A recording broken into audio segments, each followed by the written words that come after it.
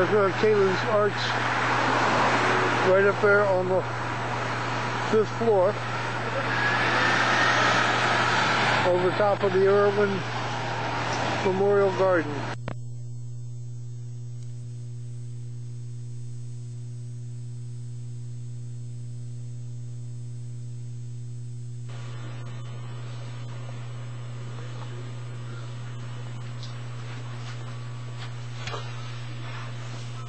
Hello everyone in Glendora. This is George McDermott of Secret Justice News, Secret Justice Productions, reporting from the land of the scam and the home of the fraud, Prince George's County, Maryland. I'm giving this tape is it's being supplied to Glendora to give her an update on what's happening in the land of corruption in the state of Maryland that affects the rights and liberties of our citizens and basically all the people around the country. Let me update you on what's happened since December 21st, 2006. It is right now February 5th, 2007. December 23rd, I got a call from Elena Ruth Sassauer, who is, everyone is aware of, was framed up and wrongfully put in prison for 6 months by the Senator Saxby Chambliss and other members of the United States Senate for a erroneous charge of obstruction of Congress, for which is refuted wholly by the Senate's own videotape, but that didn't stop the members of Congress from putting her in prison for 6 months and destroying her life. She called me on December 23rd, our second anniversary of me picking her up. The footage of that can be seen on secretjustice.com on my website, and that was a very good time. December 21st, 2006, I quit my job working with a disreputable construction company that I'd only been working for 8 days in Washington, D.C. And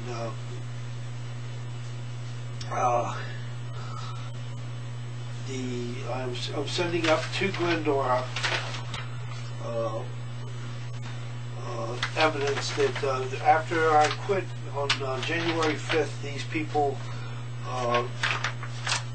tried to frame me for, here's their district builders, Waldorf, Maryland, and I had to send this certified registered mail on the 22nd.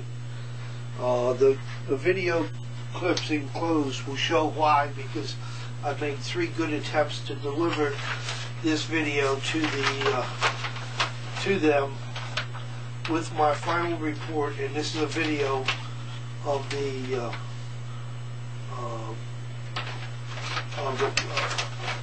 how they were covering up asbestos and lead contamination within the site, and they were virtually breaking every building code known to man. And this is my final field report that I delivered, and this is the one that was certified registered mailed to them. But as you can see, the envelope was returned to me on January 16th, right here in red, okay,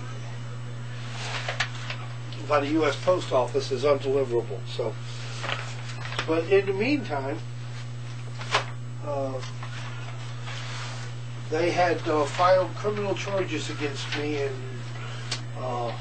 Waldorf, Maryland, and La Plata, Maryland, rather, Charles County, and alleging that all kind of erroneous allegations of fraud. And I'm asking Glendora if she will read this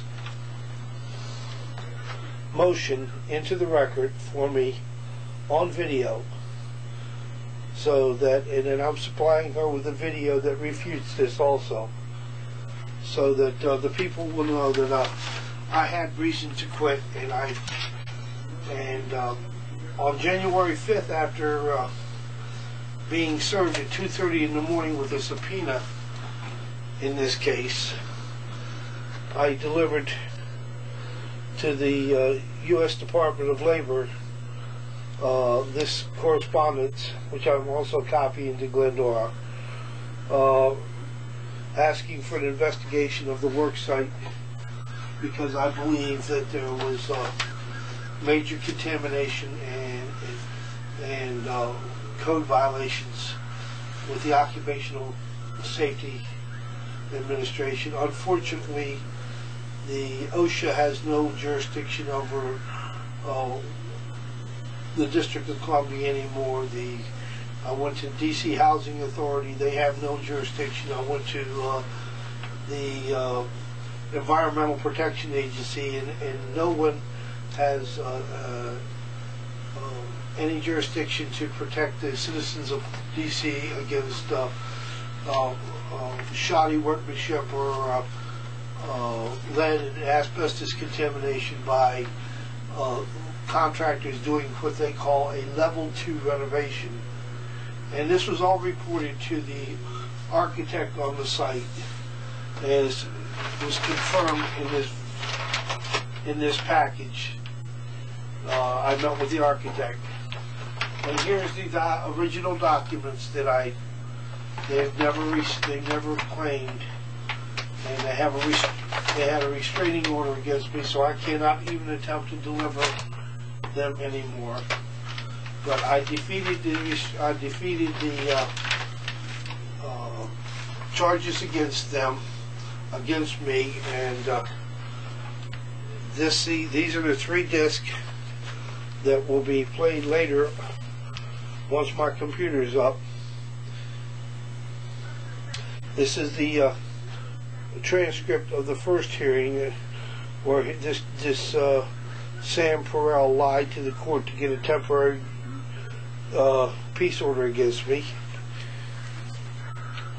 And this is where I filed my opposition, and I also filed a motion asking for a peace order against him for destroying my family's reputation and my name in the construction industry.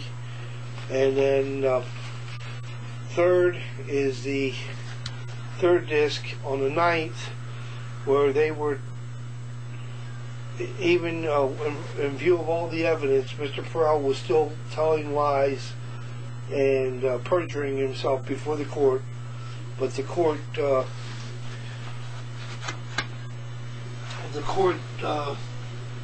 Judge Richard A. Cooper refused to grant a permanent peace order against me, but did not take any action against Perrell for lying to him. So the video, if Glendora chooses to use it, that's fine. Further on in the month of I went down and I filed a motion to have this erroneous charges expunged from me. I have not heard back from the courts yet. Also, on the 27th of January, I was lucky enough to film a peace rally in Washington, D.C. For United Peace and Justice Coalition. Had roughly 1 million people on the mall to give a rally in support of peace and with removing our troops from Iraq. We all listened to the State of the Union message. I don't think anybody believed anything that they heard on it, but that's beside the point. We did have a State of the Union message. Glendora went to court in City Court of White Plains, New York on the 24th, and the judge was very biased from what I understand, and she has the case on reconsideration now. So I hope that the judge will act appropriately and to give her the relief that she's requested, because this is very important to her. And then finally we wind up on February 1st. We're back in the Circuit Court for Prince George's County. Maryland Court of Special Appeals deals for gangsters. A video clip is included showing that the courts are still trying to cover up for the gangster Gilbert Saperstein. I got a letter from the Maryland Parole Commission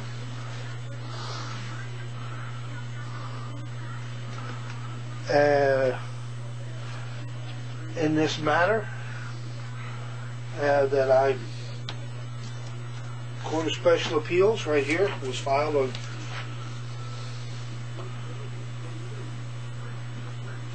and the Mr. Saperstein's got a letter from the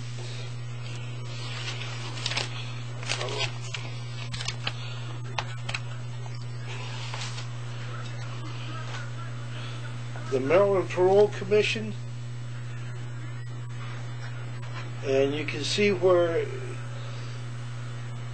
right here on the bottom where it says you are free to contact the administrative judge of Baltimore City Circuit Court to discuss and see how they've got in special quotes the special treatment this parolee has received from the courts. Sincerely, David Bloomberg, Chairman of the Parole Commission. And now the Parole Commission is actually admitting that, as we have asserted throughout all proceedings, that the Saperstein Crime Syndicate is getting special treatment by the courts of Maryland, the Maryland Court of Appeals, and the Court of Special Appeals, and the Maryland Circuit Court in Prince George's County and in Baltimore, covering up for this mobster and his cronies who have stolen $25 million from myself and my partners, and another $30 million from Donald Stone of MarylandCorruption.com. Just go to the websites of MarylandCorruption.com or SecretJustice.com, and you will see that that's all these.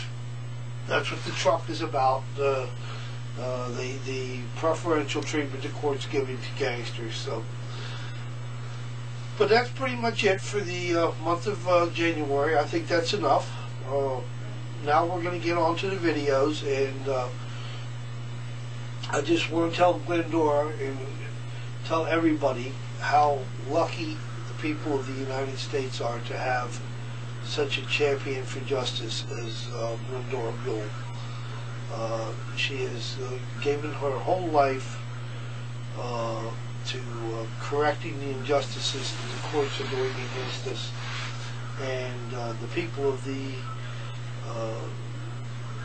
people viewing her show need to know this. She's very lucky that she's on I think 55 stations around the country now, and DCTV has like 9 shows of hers this month, and as soon as I get my computers fixed, I hope to add to that number and to help her out in every way I can. But her prayers with those who are being deprived of their rights and liberties. If you want to contact SecretJustice.com and the Victims Roundtable, right here, you can reach me at area code 301-996-9577, or you can reach me on my email at secretjustisepr@yahoo.com, and we will talk about your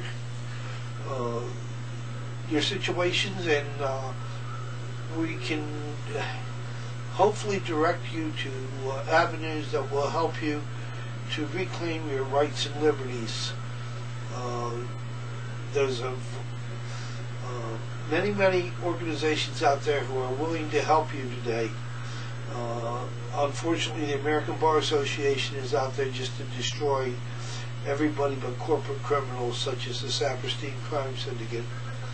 And so conventional wisdom is I would stay as far away from the American Bar Association and its members as possible. They are one with the criminals, and they do not care about victims' rights or citizens' rights anymore in this country. So George McDermott signing off for SecretJustice.com. And Glendora, here are the clips that I have that I hope that will help you. I'm going to just record them straight without any edits. I'm just going to have a dead space in between them so that if you wish to use any of these clips, that you may. God bless and have a good day, and your tapes will be on their way up to you on Monday, and hopefully we will be able to move forward, and God will see some way of benefiting us over this next upcoming year. God bless and have a good day.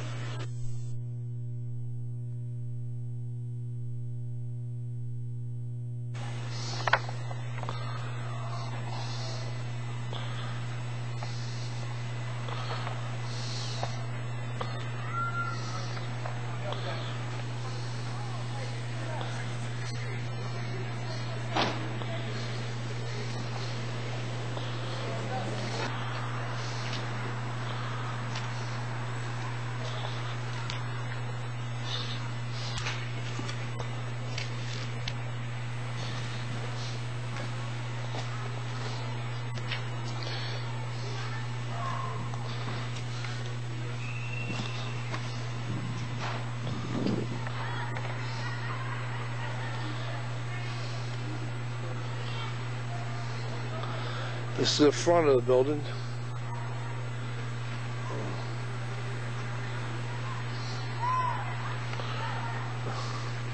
None of the air conditioners have been installed.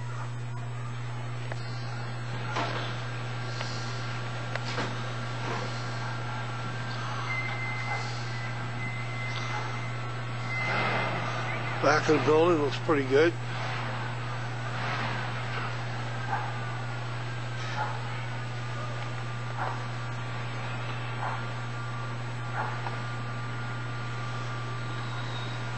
Apparently they're not doing a lot of demo.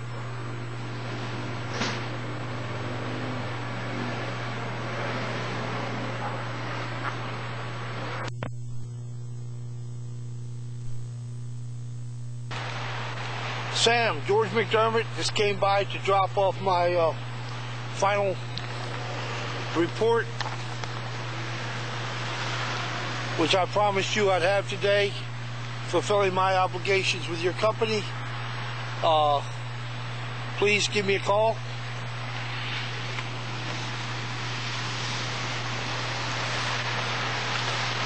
And it was a pleasure working for you. I'm sorry I missed you and yours. To wish you a happy Christmas. So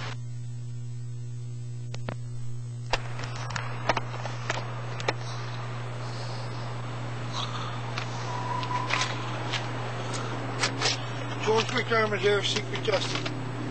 George McDermott, former employee of District Builders. His offices are right over here. It is now December 27th.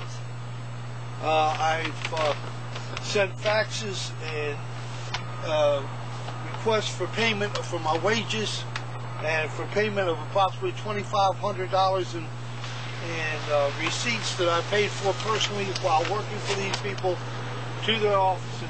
Nobody's called me. Nobody's responded. So I will take this up with the Wage Hour Board if I have to. I want my money. I want the interest, and I want the principal, the penalties paid on my checking account for the fraud. So, George McDermott, I will drop these by the job. It's the receipts and the cell phone, which I said I would drop off when I pick up my ladders, my vacuum cleaners, my tarps, and my other hand tools at the Longfellow Street job. God bless. Have a good day. What happened? We need to close this off.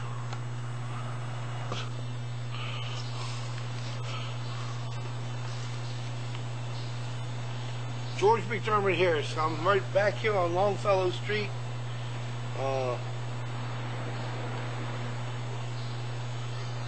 It's the 28th day. It's 6:58 a.m. I'm waiting for Carlos and some of the people to come. I need to return the company's grinder and the company's cell phone, and I need to pick up my shop vac. I need to pick up a 4-foot ladder I left on the job, a 6-foot ladder I left on the job, my 14-volt drill and charger, and I want somebody to sign for it, and also a 50-foot extension cord so I can put this phase of my life behind me. There you go. So these are the items I'm trying to pick up, and I'm trying to get somebody to sign for it. One of the guys, a couple guys just went by, and I assume they're parking in the basement. So it's 6:58 now. I'll check back. Maybe they won't let me. They won't. I don't want it in the building under any circumstances.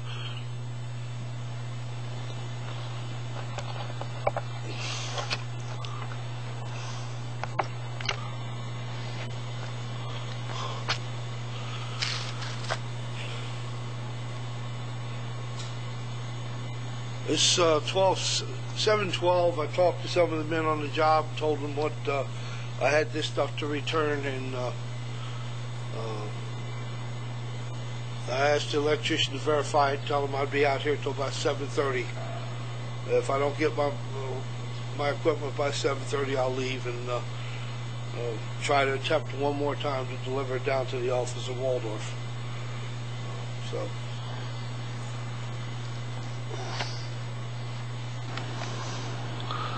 George McDermott here. I'm right here at Longfellow Street. I'm giving the guys a half hour to bring my tools out and to try to return these tools here on the dashboard, and the cell phone, which is right here.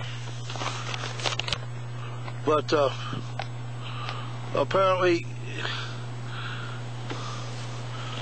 here's the receipts and cell phone that I tried to return on Friday. I tried to return again in Waldorf yesterday. And just for the record,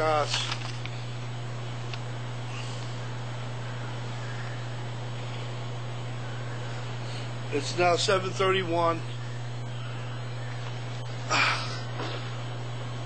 I figure a half hour is more than enough time. They won't even come out and answer my questions. And the electrician doubly informed them. So I'm leaving here without returning the 4.5-inch hole saw, without returning the grinder, the cell phone, and the receipts. And I still did not pick up my shop vac, my 4-foot ladder, my 6-foot ladder, my 14-volt DeWalt drill, and my 50-foot extension cord, and my brooms. So I'm leaving now. I have other things to do. I can't wait on these DC builders anymore. This is the last time I'll attempt to deliver it. They can come get it if they need it. God bless and have a good day.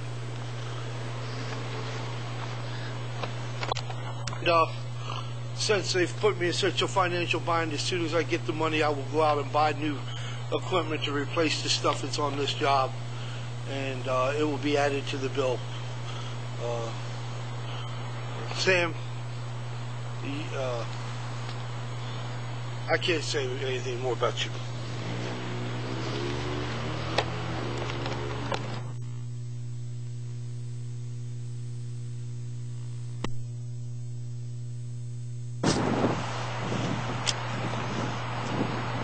Hello, once again, George E. McDermott, Secret Justice News, Secret Justice Productions. I'm down here again today in the front of the Maryland Court of Special Appeals, Court of Appeals for Gangsters in the state of Maryland, where I just filed this motion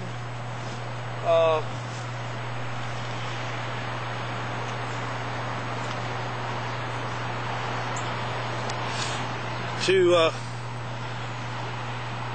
asking the court to clarify how, if the appellee had filed their appellee's motion, and this is in George E. McDermott et al. Versus Wayne A. Bowie et al.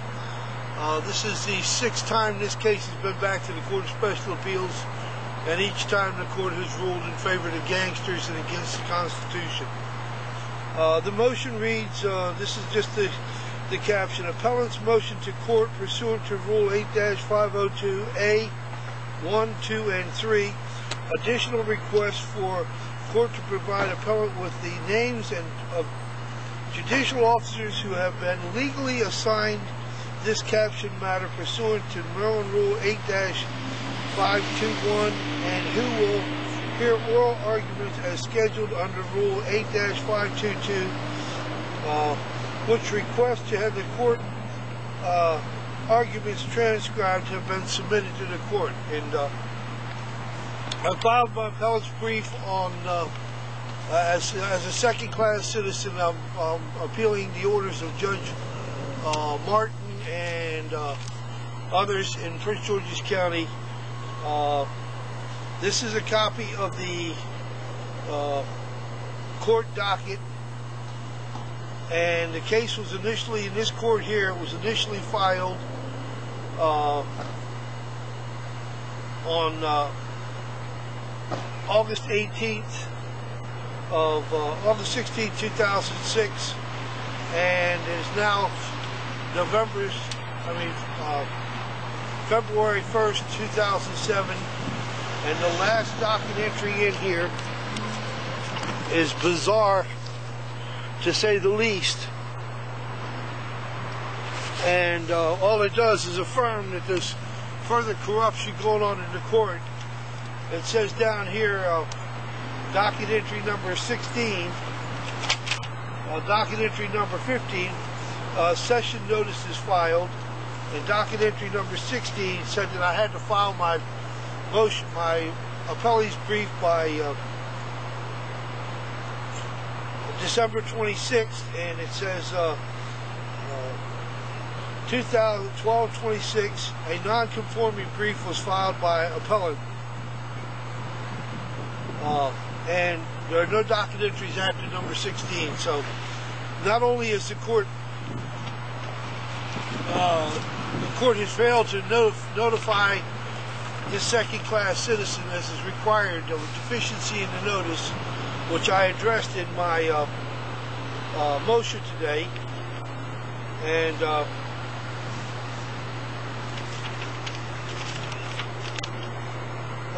comes here it is right here. It comes now, George E. McDermott, February 1st, 2007, by motion practice, to advise the court that he has received a deficiency notice from the court regarding the December 26th filing of appellant's brief, Exhibit 1, and the filing of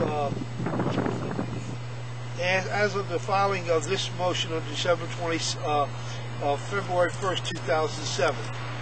And here's a copy of the brief that was filed. Now, what the court's telling me now, the clerk of the court's telling me, it will be another month to 6 weeks before they send me a deficiency notice. And she's also saying that the appellees had never filed their appellee's brief, which was required to be filed by the 26th of February. So we can see where this is going once again. This is just going to be another case of fraud 101 in the Maryland Court of Special Deals for Gangsters. So I'm heading back up to Washington, D.C., but the signs on the truck tell the story. You need to go to secretjustice.com and you need to go to chatwithglendora.com to see just how outrageous and fraudulent this court is. The judges said it have no respect for the law, and they should all be removed from the bench. So, once again, and this is a letter I got on December 27th. This is Exhibit 2. And it's from the Maryland Parole Commission regarding Gilbert Saperstein, case 1615 of the 05 term. And right here at the bottom of it, they're saying that the Maryland Parole Commission has no jurisdiction over the frauds committed by the parolee, which is a joke. And this is a letter from David M. Bloomberg, Chairman of the Maryland Parole Commission. You are free to contact the administrative judge of Baltimore City Court to discuss the, and in quotes, special treatment this parolee has received from the courts. And this is about Mr. Saperstein. Here's your, and this is, he gets special treatment over everybody else. He is allowed to rob the citizens of the state of Maryland. He's allowed to rob the children of the state of Maryland, and he's allowed to rob corporations in the state of Maryland, all with the help of that court right there in the background, the Maryland Court of Special Appeals for Gangsters. So God bless and have a good day. I'll pick this up at the office.